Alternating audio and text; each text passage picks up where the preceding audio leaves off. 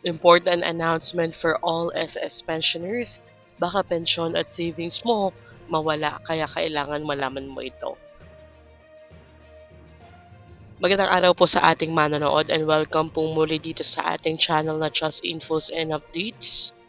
Alam niyo po bang isang 68 anyos na retirado ang nawalan ng mahigit 1 million pesos matapos mabiktima ng isang sopistikadong scam na gumagamit ng malware sa Android phones. Noong August 14, 2025, nakatanggap si Albert na tawag mula sa isang nagpakilalang tutulong umano sa kanya sa pagkuha ng PRN mula sa Social Security System or SSS dahil nahihirapan siyang mag-login. Pumayag siya sa alok na tulong. Ipinadala sa kanyang isang link sa Viber para i-download ang umano'y updated SSS app. Matapos ang mahabang installation, hindi niya alam na nakapasok na ang malware sa kanyang cellphone.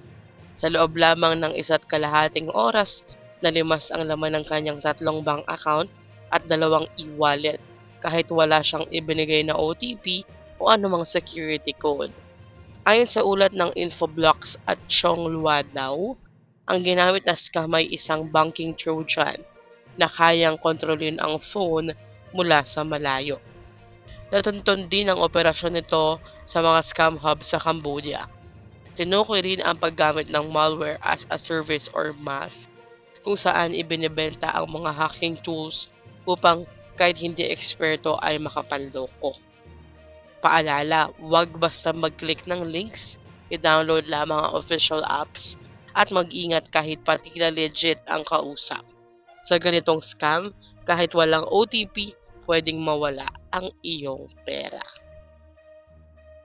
Kayo po ba may natatanggap po kayong mga messages o tawag mula sa mga nagpapanggap na SSS representative? Kung oo, agad pong i-block yung mga numbers na yon para hindi po kayo mabiktima nitong mga scam na ito. Hanggang dito na lamang po muna. Ito ang Just Infos and Updates. I-like, share, and subscribe para kayo ay updated. God bless po and have a nice day.